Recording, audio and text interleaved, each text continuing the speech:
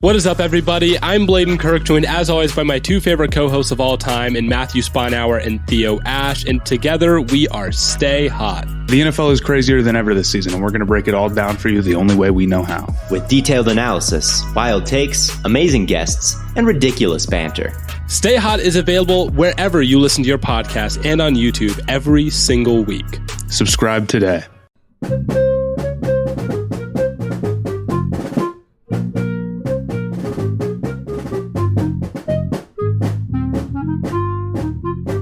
Hey everyone, welcome to The Final Four is Not on the Schedule. I'm your host Eric, alongside with expert analyst Rod. Thanks for joining us on the best MSU basketball podcast featuring an in-depth recruiting, game matchup, and post-game analysis. We dive deep to give you the best tools to enjoy the Spartans and impress your friends and family. Hey everybody, it's Eric alongside Rod again, and we're going to talk about Wisconsin with our Big Ten previews as we continue our way through the Big Ten. Wisconsin's going to come in at number 8 for Rod's predictions.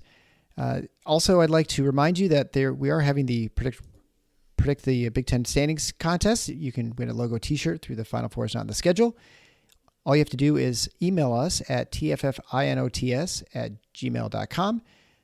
Put your selections, numbers 1 through 14, your name, and then obviously make sure that you have your email address attached. You can also make an appearance on our show later. So let's talk about Wisconsin, Rod. Last season, they had a surprisingly good season, right? One we were not expecting. They were 25-8 overall, 15-5 in the Big Ten. They lost in the second round of the NCAA tournament to Iowa State. They were number 37 in KenPom, number 62 in offense, number 34 in defense. On offense, they were great because they never turned the ball over. They were number 2 in turnover percentage because they did not shoot well. They're number 310 in the three-point percentage and number 215 in twos. They're a good defensive rebounding team at number 44, and their free throw defense, which I always joke about with my kids. So they were number 32. They were number 150 in 2-point percentage against. They won a lot of close games. They had a player who was unexpectedly took a huge leap. Johnny Davis was a good player, expected to be much better, and he became, first round NBA draft pick. And so Greg Gard brought this Wisconsin team to a level that we kind of become accustomed to from Wisconsin teams, although just not with that we just weren't expecting last year because of how strong the Big Ten was and how it just didn't seem like it would be quite as good. But he obviously had the parts that made up for that, the deficits we thought they had. But yeah, let's reframe it a bit. So in 2020, Wisconsin surprised by getting out. Now, if we go back to, it was either December or January, their best player at that time, a guy named Kobe King, who was a wing, quits the team. And they're struggling. He quits the team, and there's stories about dissension. Yeah, dysfunction in the ranks. Yeah.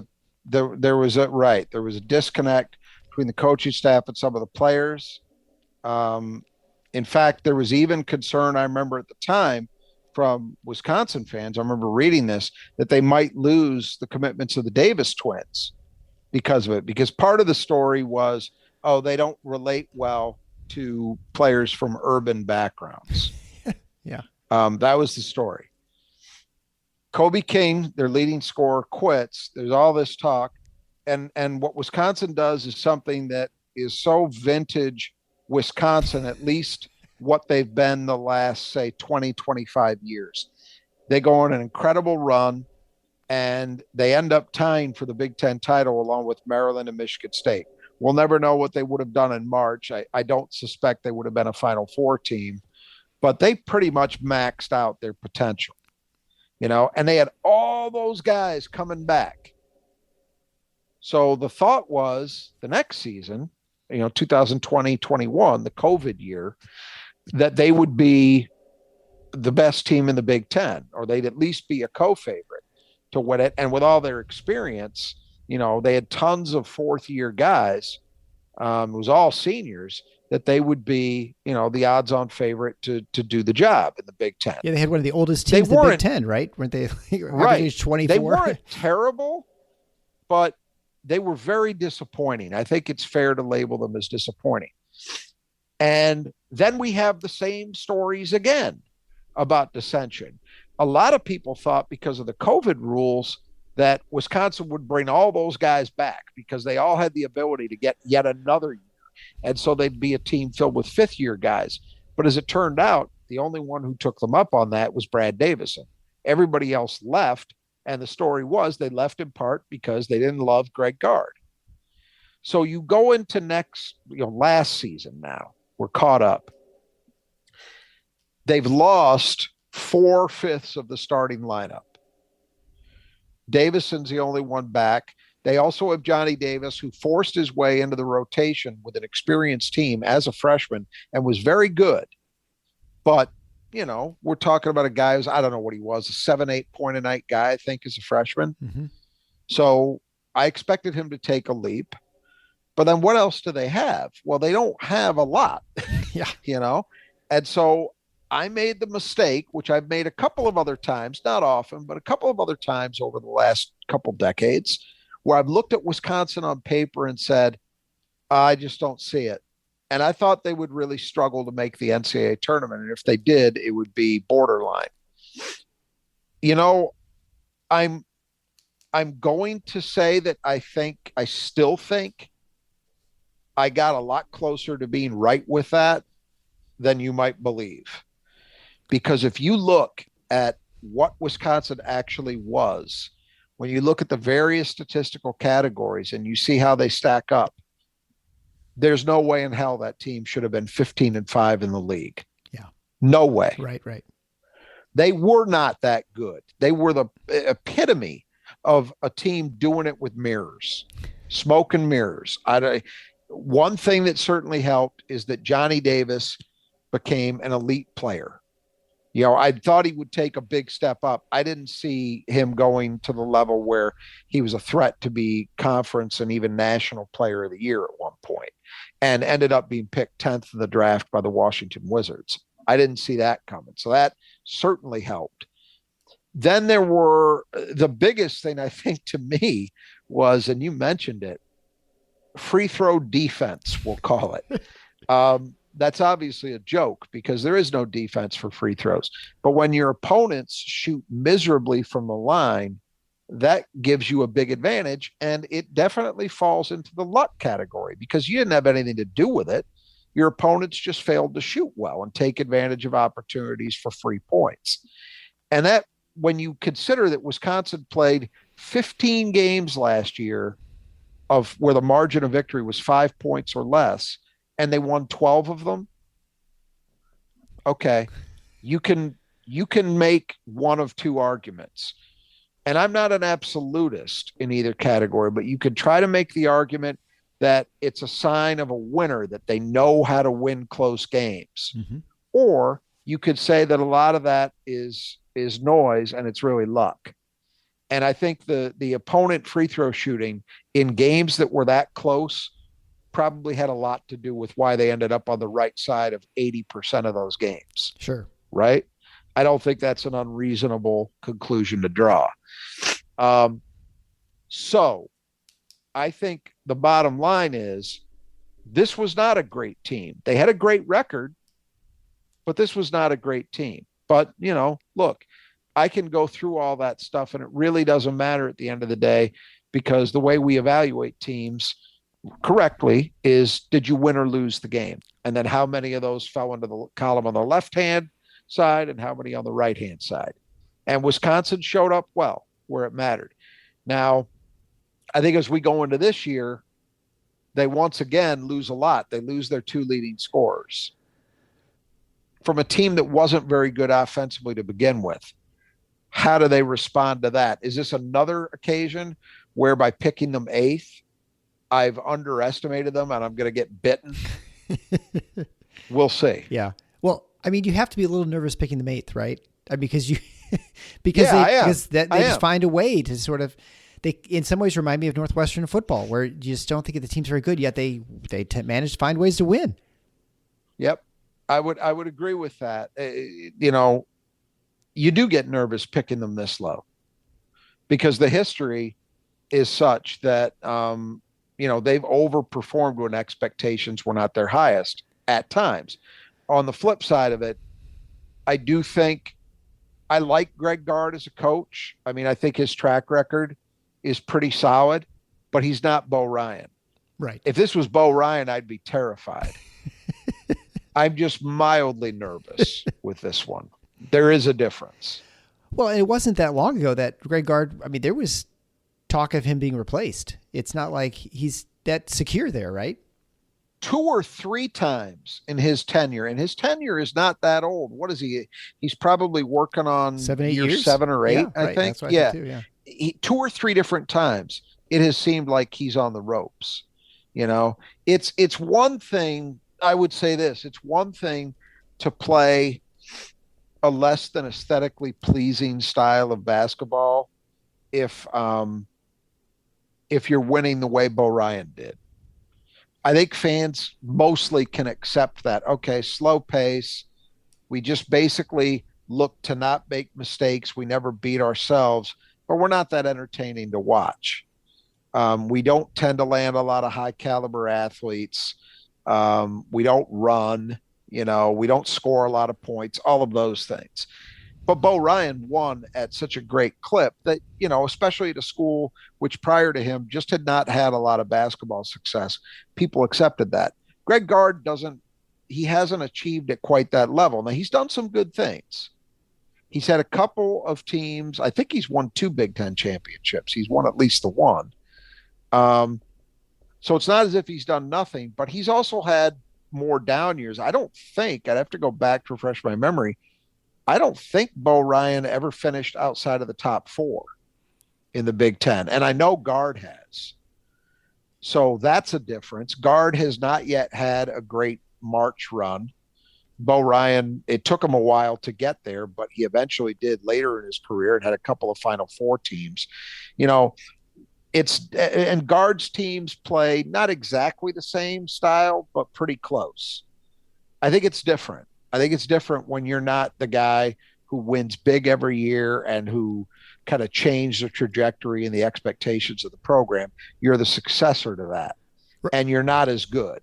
You haven't won at quite the same clip. It's most other places would love to have a guy who's had the success that Greg Gard has had. But I feel as if it's partially been that he's not Bo Ryan that puts him on the edge. And then it's these stories about player dissension. He's responded well every time those have come up, and he's figured it out, and they've had good years. But you wonder if that stuff is going to continue to resurface and eventually it'll get him. I don't know. Yeah, it's hard to say. And once the bar has been reset, that's just where the bar is. And so you have to meet those new expectations. The fan base has a different idea, because obviously when we were younger, I mean, Wisconsin was, I don't even know if you'd call them an afterthought in basketball. I don't think they ever really had any success. Wisconsin and Northwestern were at the bottom every single year. They were the only 2 schools in the 70s and 80s, and even through a decent part of the 90s. They were the only 2 schools that just never had a cycle up kind of year. Everybody else had their moments over those, say 20, 25 years. Those 2 never did. Right. And that even goes for football too, right? Like, I mean, before Bayer Alvarez, there was nothing there too. Right. Football got on track a little bit earlier, but Wisconsin first started getting there with Dick Bennett, and then Ryan obviously took it up to another level entirely. But yeah, you're right. The bar has been reset because they had that level of success sustained long enough that it starts to become the expectation. I would also say this, and then we can move on. I think part of it, if I were a fan of that program, I could understand feeling, hey, I've had 30 years, going back to Dick Bennett, 30 years of essentially aesthetically displeasing basketball. Yeah. I might feel like I wanted to see a change, and that shouldn't override the ultimate desire being winning. You want to win, but if you've got a coach who's not winning at the clip that Ryan did, for example, I think it starts to get a lot easier eventually to just say, you know what, I just like to see a different approach. Sure. Yeah, if your product is not something that's appealing to the eye, you have to be winning. And if you're not, because Right. it's just like, no matter how many scandals you have in your program, if you're a winning program, you can excuse a lot of those away. But just like we talked with Pat Chambers at Penn State, right? Had he been winning at a big clip, he'd still be the coach. But those things would not, they just didn't want to deal with him because there was not that, he was not having the success that you'd hope. Yep. It's the difference between what happened to Pat Chambers and, although they're different kinds of issues, why a guy like Bill Self just is coated with Teflon. Right. Yeah. Well, those teeth, that smile is infectious. Let's talk about the leading players. Obviously, the one to talk about is Johnny Davis. 6'5" sophomore wing, made a huge leap in his sophomore year, became a top 10 pick in the NBA. He averaged 19.7 points a game, 8.2 rebounds per game, super athletic, third in assists on the team. He shot 43, 31, 79. So the only thing that I think he didn't really have great was his 3-point shooting. It was okay, but that's the one downside, I suppose, for him. He struggled as the year went on. He was better early, and then that sort of declined on him toward the end of the season. So there were points in the year where he was a better deep shooter than that. But yeah, he was so strong. He was athletic enough. And I think as much as anything else, he just had a great understanding of how to get his shot when he needed it, that it didn't matter so much. He was still going to be able to go out and get his points. And keep in mind, he was doing all of that with defenses really tilted toward him because Wisconsin shot the ball so miserably that you really had to just load up on Johnny Davis. To some extent, Davison, but really Johnny Davis. And if you could contain him, that was going to be a big part of the answer to beating them. Yeah, I was going to say the defense, that despite all the defensive focus, he still was able to be so successful because there was, again, like you said, there were very few offensive options. To him. And such a versatile guy. I mean, to lead them in rebounding, he was a decent playmaker, decent defender. I mean, he just checked all the boxes. Yeah, of the three players who left, who you think of Ivey and Davis and Keegan Murray. I mean, I still think Keegan Murray probably will have a better career, but I would say Davis might be your number 2, and then maybe Ivey's 3. But I don't. We'll just, the time will tell. I think that's. I'm gonna differ with that in part because I really believe it, and in part because I'm a Pistons fan. Jaden, but I said this last year, so I don't think I'm really changing horses in this. Jaden Ivey, to me, is the guy with the most upside of those three by far, by a significant gap, because he's a truly elite athlete.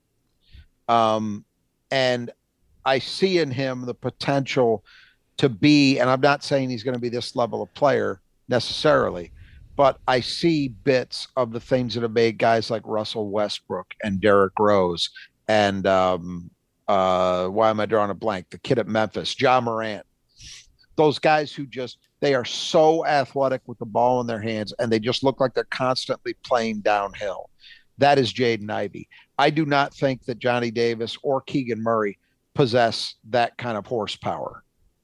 I just don't see it. I think I would put Johnny Davis number 3.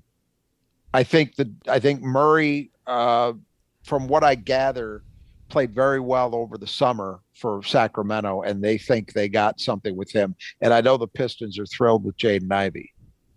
So I think Johnny Davis has the least potential because he's not nearly as athletic or the ball handler that Jaden Ivey is and can be. He's smaller than Keegan Murray. Keegan Murray's got 2 or 3 inches on him, so that helps. Right. But who knows? He may still end up being a very good pro. I just don't think he's going to be as good as those guys. It's very interesting too, because I don't think really anybody had any 3 of those in the top 10, like in the other before the season. Before the season, right? It's remarkable. All 3 of them were guys that you could see coming. They were going to be much better than they were as freshmen. Jaden Ivey had an incredible summer. He played for a USA basketball national age group team and had an incredible summer. You could see both Keegan Murray and Johnny Davis forced their way into the rotations of teams that were very experienced when they were freshmen, and they were good. It was similar in a way to, let's say what Draymond Green did or what Xavier Tillman did at Michigan State when they were freshmen, where they were playing on deep, talented teams, and yet against all seeming odds, they still forced their way into the playing group. So I thought all three of those guys were going to be much better than they had been as freshmen in terms of productivity. But no, I don't think anybody saw coming, at least for Keegan Murray and Johnny Davis. I didn't see it the seasons they had coming. Ivy was maybe a little less surprising to me because I thought Purdue was going to be so good. Right. Give him opportunities to shine a little bit and not quite as much focus.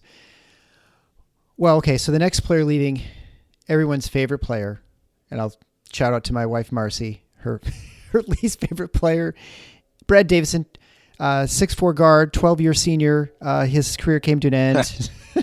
He would occasionally accidentally hit people in the crotch multiple times going around screens. And I don't know. I mean, just what more can you say except that he's just a guy that you can't be happier that he's gone. He averaged 14 points a game in his career, shot 38, 35, and 86. And he actually was pretty good last year. I think better than he'd been in his previous part of his career. I think he lived up a little bit more to what it looked like he was going to be as a freshman.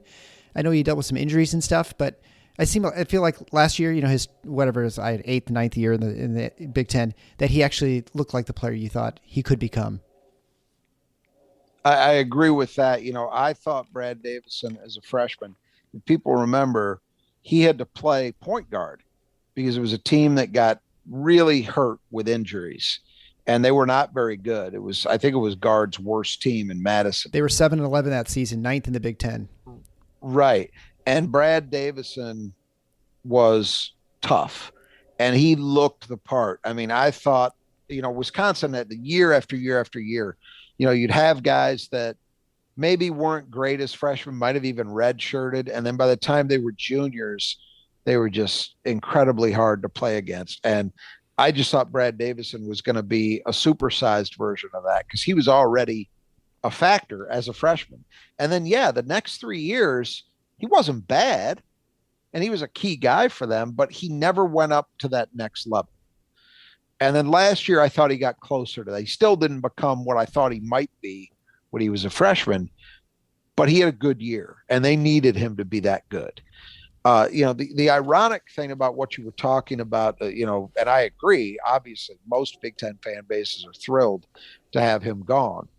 But the ironic thing is, I don't remember there ever being a single incident with Michigan State. And I noticed that after the 2 games last year, each team won on the other's home court, if I remember correctly. Yep. There was a lot of obvious mutual respect between Michigan State's players and Davison. I know that Davison is the kind of guy that I think Tom Izzo would like because he had a football background. He was, played tough, all of those things. I don't think Izzo would have tolerated the hijinks, but I don't think he would have done that stuff if he'd been in East Lansing. So I guess my point is because he didn't seem to do that stuff against MSU, there seemed to be a respect level that you didn't see from every program in the league. But everybody in the conference is going to be rejoicing that he's gone. Yeah, none more so than Connor McCaffrey, who took a real blow, one of those screens. And I feel like he's a guy whose legacy was really tarnished by him with probably he didn't play dirty much, but he did just enough, just kind of non-basketball, just kind of stupid plays and just kind of dumb things like tripping that are just like give him a slight advantage because maybe he's not athletic enough or whatever, but he didn't need to do those things. And he still would, I think he would have been much more respected by other fan bases. And I don't know. I mean, maybe he doesn't care, but it's just irritating. No, I agree with that. I think that he didn't have to do those things. And, and sometimes it really did hurt him. I don't know if you remember, there was a period in time where he had gotten such a reputation as a flopper that he stopped getting charge calls, even ones that would have been legitimate. Yeah. Just the officials were just not going to give him a charge call because his rep was so bad. So, it's it's a hard one for me to fully suss out how I feel. I completely understand why people come to the conclusions they do about him, and I would never fault anyone for feeling like he was a thug and a punk who, it was a good thing that he's out of the league. I get it, but because he didn't seem to do that stuff against MSU, I don't have the same visceral reaction. Like for me, Hunter Dickinson is massively more hateable than Brad Davison was. And Hunter Dickinson has never cheap shot at anybody to my knowledge, but he's an oaf and a mouthy oaf at that. And he plays for Michigan. For me, Brad Davison, he's never had that kind of moment against MSU. It's probably different for an Iowa fan because there's more of an inherent dislike in the rivalry. Yeah. And there have been incidents that happen, whereas with MSU, it never quite came to that. Yeah. And say in his defense, he was never like Grayson Allen. He was not a someone who's routinely dirty like all the time. But again, he was close. He certainly had enough moments that I don't know that there's a huge difference, but yeah, I hear you. Yeah, you just watch some of those things. Grayson Allen's even doing the NBA where he's like just taking people down who going for layups and stuff. There's a hard fouls, just kind of ridiculous. So we'll go on to Chris Vogt. He was a 7-foot transfer from Cincinnati. He came in as a big body to help shore up the interior. He played 13 minutes a game, averaged 2.9 points a game, and 3.1 rebounds per game, and led the team in blocks. Yeah, you bring in a guy like that, and you hope that you're going to get the best possible version of them or even more. But the point was Wisconsin was essentially starting over on the interior. And so they felt justifiably so that they needed a veteran guy who had done something at the high major or near high major level. And they brought him in from Cincinnati, and he was okay. He provided some minutes, gave them some physicality that maybe they didn't get from their other candidates at the 5, but not a huge role to replace in the end, So let's go on to returning players. We've got Tyler Wall, 6'7" senior, injured a lot, but still did really well last year. He definitely came around. He's averaged 11.4 points a game, 5.9 rebounds a game, was a starting 4, shot 52, 16, and 70. And he's also a very good defensive player, and I think just a solid player outside of his outside shooting. Well, he is, Wisconsin is one of these programs that they seem to have these models that they just find guys to fit into over and over and over again. And sometimes they're just a slightly different than the previous model, but similar enough that you see the pattern. Wall is a classic Wisconsin player, a guy who was lightly recruited. He might have even been a preferred walk-on to start with. I can't recall, but lightly recruited. And he just steadily has gotten better. And now heading into his senior year is at the point where he's a legitimately solid, better than solid, a legitimately good player. He's only 6'7", but he has that stereotypical, clever, efficient Wisconsin post game. If you watched him last year, he doesn't look like he should be able to get a lot done on the blocks, but he does because he has a good understanding of angles, of space, and he finishes. He's a decent defender, good rebounder. The one missing piece, which many Wisconsin players who have filled a similar role have figured out, he hasn't yet, is deep shooting. 16% from 3, just you need more than that to really max out productivity at the 4. And he has thus far been unable to give that to them. Given that he's a senior, I don't know that I expect a great leap forward to happen, but hope springs eternal, I suppose, in Madison. But I don't expect it. Nevertheless, he's a very effective player for them. They'll certainly be leaning on him a little more. I don't know that I would be concerned if Tyler Wall ends up as definitively my number 1 offensive option, but it might be that way this year. And that's part of the reason I only have this team eighth is I look at that team offensively and I wonder, much as we talked about with Rutgers in the last episode, where does the offense come from? Tyler Wall would be on a really good team, would be a really nice guy to have as your number 3, your number 4 option. If he's got to be your number 1, I'm a little hesitant to predict a ton of success for you. But, a good player. That bit is not a failure on his part. He is what he is, and he's made himself into a very good player. I just don't know if I believe if he's your top guy, if that's a good thing. Right. So let's go into Chucky Hepburn. He's a 6'1" sophomore. He led the team in assists and averaged 7.9 points a game on 39, 35, and 70 during his freshman year. I thought he was pretty good. I mean, he really definitely came on at the end of the season, and he looks like a guy who's going to be comfortable in the point guard position and someone who's going to be a valuable asset for them. Yeah, I believe he shot 44% from 3 over his last 8 games. Yeah. So he got better offensively. I will admit to being a skeptic. I was not impressed early on. He was a decently rated recruit, but was not an obvious impact guy. And there was a lot of hype around him coming out of Madison. And I just was skeptical. I was not a believer. And early on last year, watching him, I was not a believer. But boy, the shots started to fall. And then the other things, the kind of typical Wisconsin unspectacular, but also mistake-free point guard play started to show up as well. I think he can be pretty decent defensively. He seems to have some leadership in him.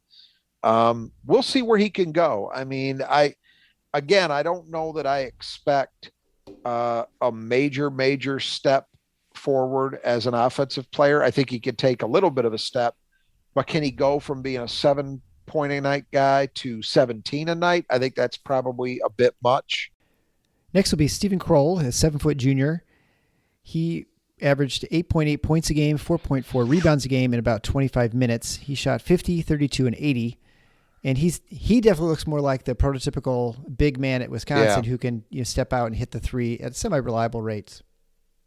Bingo. They've had a million guys like this, and he's the latest model. And it was a big deal for their team last year. It was key that he came on because as a freshman, he wasn't very good. And so they needed somebody to step up at the 5. And it's not like he was an All-American, but he had pretty good numbers.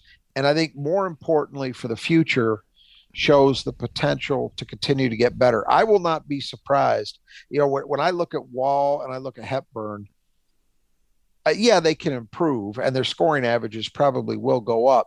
But of their big 3, so to speak, the 3 returning starters, Kroll is the one that, at least to me, has the most room for upward mobility.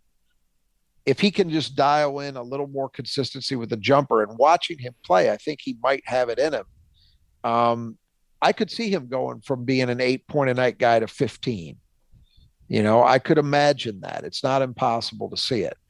And that would be a big positive for Wisconsin. Next, we'll go on to Jordan Davis. He's a 6'4" sophomore. He's a twin brother of Johnny Davis, who just got drafted in the NBA. But he's the less than Davis brother by quite a bit. He only averaged 1.3 points a game in about 6 minutes a game. He shot 33, 29, and 33 in limited use. And he's, as far as you look at identical twins, you have the Murray brothers at Iowa and you've got the Davis brothers at Wisconsin. The Murray brothers are much closer in skill level than I think the Davis brothers. But I guess you wonder if he's got it in him, but he's just a couple years behind in development, right? Well, I think what's inarguable is they're much closer in terms of production. And we were talking about this before we started recording. With Chris Murray had much more production in general than Jordan Davis did. And he also had a couple of very big games where he showed you, he really does have the potential, maybe not to be what Keegan was, but to be a really good offensive player. Like, he's a guy who you're not going to be surprised as a double-digit scorer this year for Iowa, right? Right, yeah. If that happens. With Jordan Davis, I think the jury is out to a much greater extent. Wisconsin, and we'll reference this in a couple more of the players discussions. Wisconsin took a trip to France this summer. So they got an opportunity to play with some of their new guys and guys stepping into different roles, et cetera. Jordan Davis was starting for them over there. Now, I didn't read raves, but the word was that he was pretty solid, and it didn't sound like he did anything to hurt his chances of competing for a starting role next season. What if he's in that role, what he's capable of doing, I think, again, a lot of question marks. It's hard to know.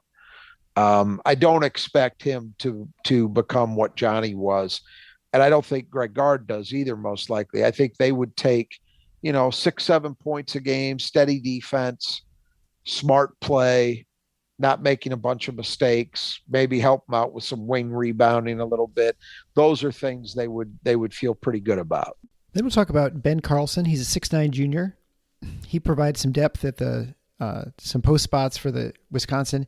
He averaged 1.6 points a game, 2 rebounds a game, and about 9 minutes. So he couldn't shoot the ball very well. And I guess, the question is, does that get better? And does he find a bigger role this season? He and Kroll were part of the same class, and they were, Kroll's 3 inches taller, but they were described very similarly as recruits, both big guys who Wisconsin staff thought had the potential to develop into stereotypical Badger big men, guys who could stretch the floor, and especially as time went on, they got a little stronger, could also do some damage inside. Well, Kroll has started to make good on that. Carlson really hasn't yet. And I think he's got a leg up, the first big off the bench role for Wisconsin, because he does have experience, but there's competition now, as we'll talk about. And so he is going to have to be better, I think, to hold on to that role. So then we'll talk about Jacoby Neath. He's a 6'4" senior wing. He transferred in from Wake Forest. He averaged 1.6 points a game in about 10 minutes a game. He shot 26, 22, and 73. Yeah, again, has experience. He's been in the system now for a year. He's got decent size on the wing, decent athlete, decent defender, but the offensive numbers are not very good. So that, I think what that all adds up to is, would you say he has an edge in retaining a rotation role off the bench for Wisconsin? Yeah, I think that's probably fair to say, but it's not a substantial edge. He hasn't done enough to where it's an obvious call. And I think he's vulnerable to maybe being passed by. We'll see. But right now you'd give him an edge to at least play some minutes. Next would be Carter Gilmore, 6'7" sophomore forward. He averaged 8 minutes a game, played 27 games, but only averaged less than a point a game and 1 rebound a game, shooting 26 and 8% for 3 and 57% from the line. I remember talking about him last year and thinking, okay, this might be the next guy after Tyler Wall, who's, kind of the lightly recruited guy, but develops, plays tough and is a try-hard guy early, and then develops enough skill that later that he becomes a factor. But he really had a tough year offensively. And he played in a lot of games, not huge minutes, but he played consistently in games. I think that's in jeopardy too, as there's increased competition. The thing to talk about here, keep in mind as we talk about all these guys, Greg Gard does play a larger rotation than Bo Ryan did. Bo Ryan was notorious. I mean, he'd usually maybe go 7 deep, and that would be it. Gard will go a little bit deeper, but not a lot. And so it's not like we're talking about, hey, there's 11 playing time slots available. This isn't going to be a deal like it is sometimes at Michigan State, where Izzo really will legitimately play 11 guys.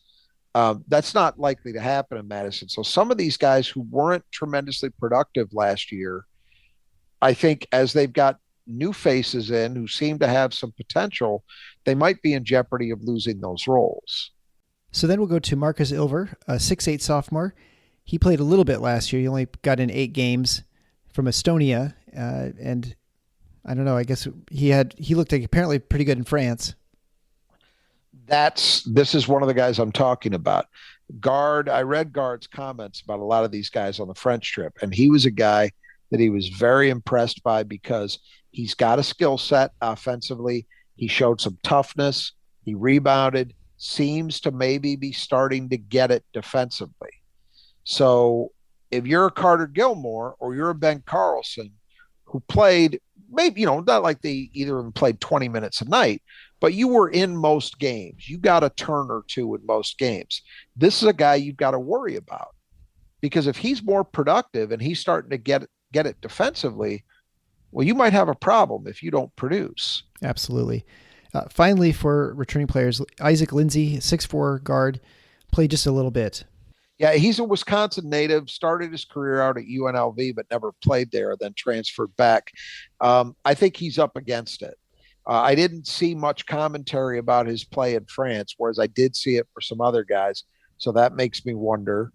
And he didn't play much last year. So, and then I, again, reiterate, it's not like they're likely to play 10 or 11 guys on the regular. So he might have trouble. Yeah. So let's talk about the new players in the Badger team. First, we'll go Max Klesmit. He's a 6'3" transfer from Wofford. He started for Wisconsin Davison's old spot in the trip to France. He averaged 15 points a game last season and shot 34% from three. This is a kid to watch. He also started in France. And in reading Guard's commentary about him, he liked the toughness he played with. Just felt that he gets it as a guy, even though it's not been in Wisconsin's system, a guy who's experienced in college basketball, understands how to play, decent shooter, wasn't a knockdown shooter, but decent. If he could replicate his numbers from Wofford, that would be a big positive for Wisconsin, because they've got to replace two guys who scored a lot of points for them. Now, he's not in Johnny Davis's role, but he can play Brad Davison's role. Can he play it as effectively? It's an open question. But they're going to hope that he does. And I think he certainly seems to have the inside track to be a guy starting at that spot on the wing. Next is Kamari McGee, a 6' sophomore transfer from UW Green Bay. He averaged 11.6 points a game and 1.9 assists per game and was a Horizon League Freshman of the Year. Yeah, so another backcourt guy. This is why I say guys like Isaac Lindsey, guys like Jacoby Neath, they've got to worry, because they brought in a couple of transfers that were very productive at the Division I level last year. And this kid is a little bit different than anybody else they have. The nice thing is it gives Wisconsin, I don't think we mentioned him for some reason in the players gone, but there was another guy they had named Lauren Bowman, who is from the Detroit area. And he was kind of their default backup point guard last year. Well, they don't have him anymore. So this kid is coming into that role, and I think might be good enough. They seem to be confident enough in him that they may be able to get Chucky Hepburn a little more of a blow. Chucky Hepburn played 31 minutes a game as a freshman. That's a lot. Yeah. That's a big role for a freshman. And it's a big role for your point guard. And I think, I would imagine Greg Gard would feel pretty good if he could get that down to 27 or 28. This kid might be the guy to help them do that. And again, it also might mean fewer opportunities for some of these other guards that were on the roster last year but didn't produce at a high level. Next is Connor Sejan, a 6'4" freshman guard from Fort Wayne, Indiana. And Greg Gard was very complimentary of his play in France. Yep. I think the deal with him, he said, and boy, this just, you can picture, just hearing what I'm about to say, I'm sure many of our listeners could just picture in their minds what this will look like on the basketball court from a guy wearing the Wisconsin uniform. He said he just seemed to have a knack for being where he needed to be, the right spot at the right time. And boy, doesn't that describe Wisconsin basketball. Like, never knocking you out athletically, sometimes not even knocking you out from a skill perspective, not shooting particularly well, those kind of things. But you just have a knack for being in the right spot at the right time. This guy seems to have some of that. Interestingly, the one thing that Gard was a little bit critical about is he said, he'll pretty much fire from anywhere. But you got to believe in Wisconsin's system, they will get that reined in. I can't envision Wisconsin playing a guy who's just shooting with no conscience. It just doesn't make any sense. They won't let that happen. But they seem to be very high on him. They do think he can be an effective shooter. And if he can hit shots, they're going to play him, I suspect, because they don't have enough guys who have shown they can do that. Yeah, when they need a production. Davis is a huge hole to fill, obviously. Chris Hodges, finally, he's a 6'9", 240-pound redshirt freshman. He was also impressive in the French trip, and again, he's another person competing for minutes on a depleted team. Yeah, and again, here I think there's a little bit of rawness. He was hurt, missed most of his senior year in high school, and he redshirted last year at Wisconsin. So it's been a couple of years since he's actually played, but they liked the way he rebounded at both ends on the French trip. Now, offensively, Guard said pick and roll both on offense and defense. He's got some strides to make, but as he pointed out, that's typical for their young big men, and it takes a little bit of time, but they usually come around. But I think he's probably going to have a chance at least. Well, let's keep it in perspective. He's not competing against guys who have really done a great job to date when they've gotten chances. Right. So there is an opportunity. I would probably bet against him leapfrogging enough guys to get significant playing time this year, but you never know. Yeah, you think at a minimum he's going to see the court and have a few chances. If he shines, he shines, right? Maybe. We'll see. I think it probably depends as much upon what older guys like Carlson, for example, do when they get their turn at bat. Right. Right. And if they fail, then there may be a door that's open. So what do you think the French thought when they watched University of Wisconsin basketball? Do you think they just were like, now we're convinced the beautiful sport is soccer? It's definitely basketball. Right. It's a good question. Yeah. I feel like looking at Wisconsin that they are sort of emblematic of the Big Ten this season. You have a team that clearly was better last year. They've lost some pieces.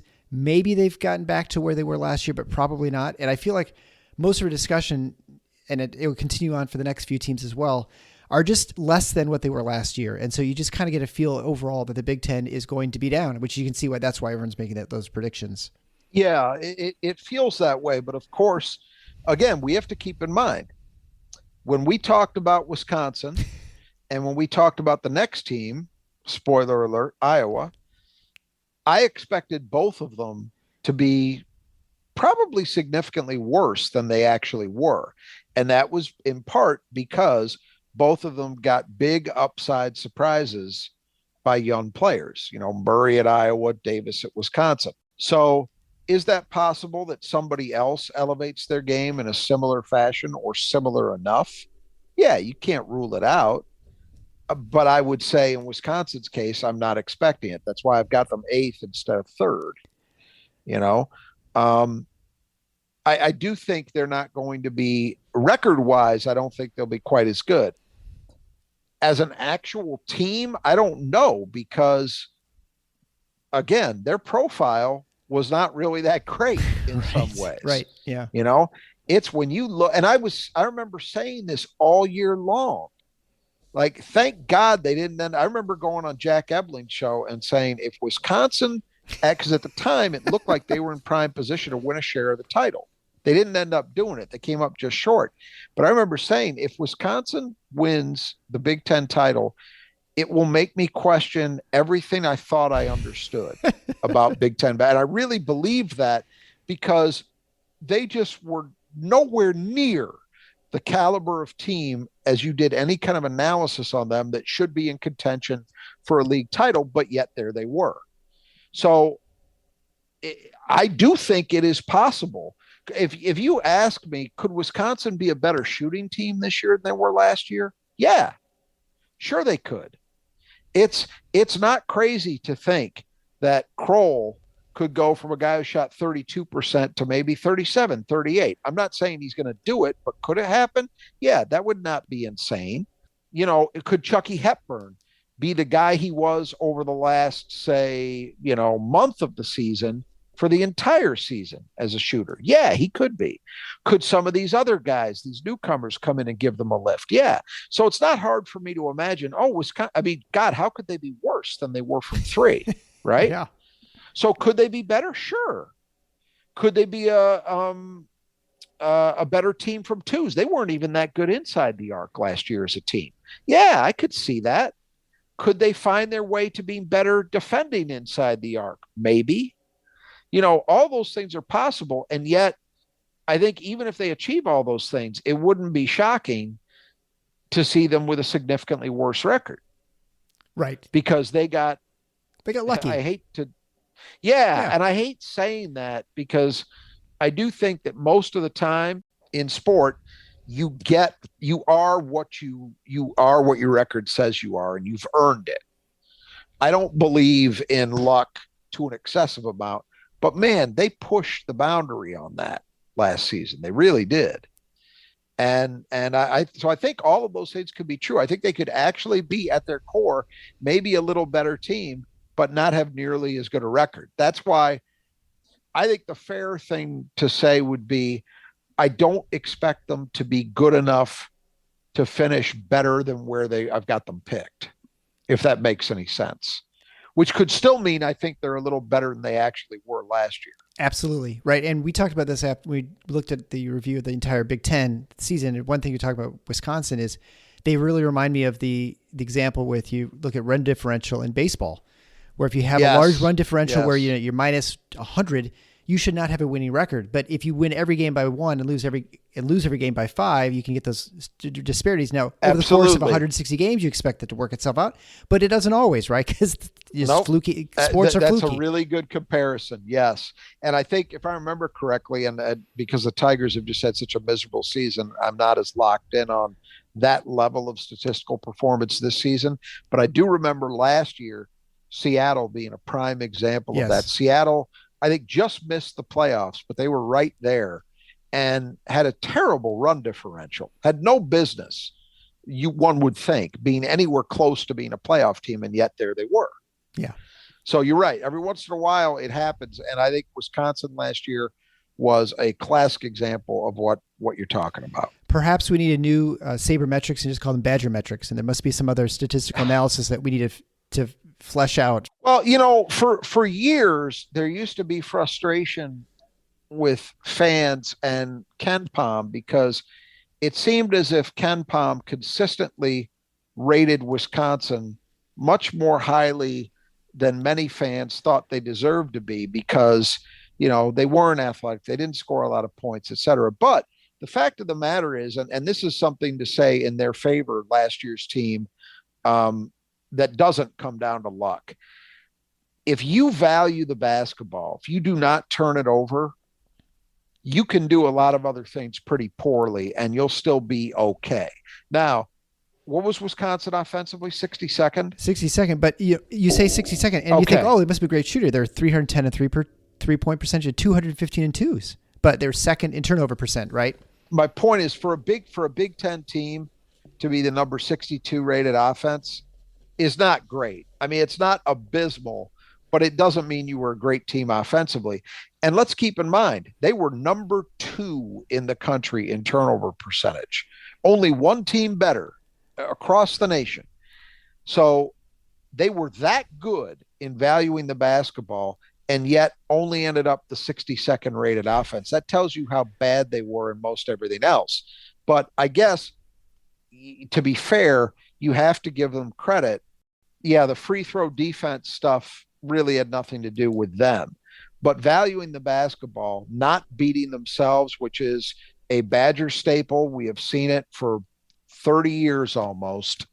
That is something that they actively did, and it helped make them what they were. It helped keep them in games. If you don't beat yourself and you're consistently at least getting shots up, even if you're not hitting a lot of them, you're probably going to have a chance in many games, maybe even fair to say most games. And that is, again, Wisconsin going 12-3 in games decided by 5 points or less is kind of defies belief a little bit. But the fact that they had that many games that were competitive, despite not being a great team in some ways, maybe is a sign that doing things like not making mistakes, not beating yourself, you got to give them some credit for. So if they can repeat that again, and shoot the ball better and defend a little better, they might be a better team, but they probably won't be as lucky. And I find that Wisconsin basketball strikes me as a team that, in general, and a program that maximizes who they are, everything they can be just about every season. Like they don't. There's not a whole lot left that you think, oh, if only they'd done one thing or the other. They kind of get everything out of them, right? 9 out of 10 years, I would agree with that. There's the occasional year, like again 2 years ago, where everything seems to add up for them being great because they're super experienced. They've already done some winning, and they don't really measure up. And they've had a handful of other seasons like that. But for the most part, I think you're absolutely right. When they've had okay talent, they've still been very competitive generally in the Big Ten and near the top of the league. On the occasional year where they've had really, really good talent, like those 14 and 15 teams, well, they got to a Final Four. Before we go, I just want to remind people, on the site, our newly established website, the acronym for the Final Four is not on the schedule. So TFFINOTS.com. We have a newly established fan forum that is hopping, and we're getting more and more activity there, which is a great thing to see. And that's only going to increase and grow as we draw closer to the season and we actually have real basketball events to talk about. Yeah. But I encourage anybody listening who likes to read and take part in intelligent discussions about MSU basketball, the Big Ten, the NCAA, any of those things, and who knows, maybe even a little off-topic MSU football. Please do join us. It's free. All you have to do is register and come over and talk hoops. Yeah, be part of the community. It's a lot of fun. I enjoy being on there as well. You'll have a chance to interact with Rod and I a little bit more if you'd like to do that. Yeah, it's a great place to ask questions. Sure.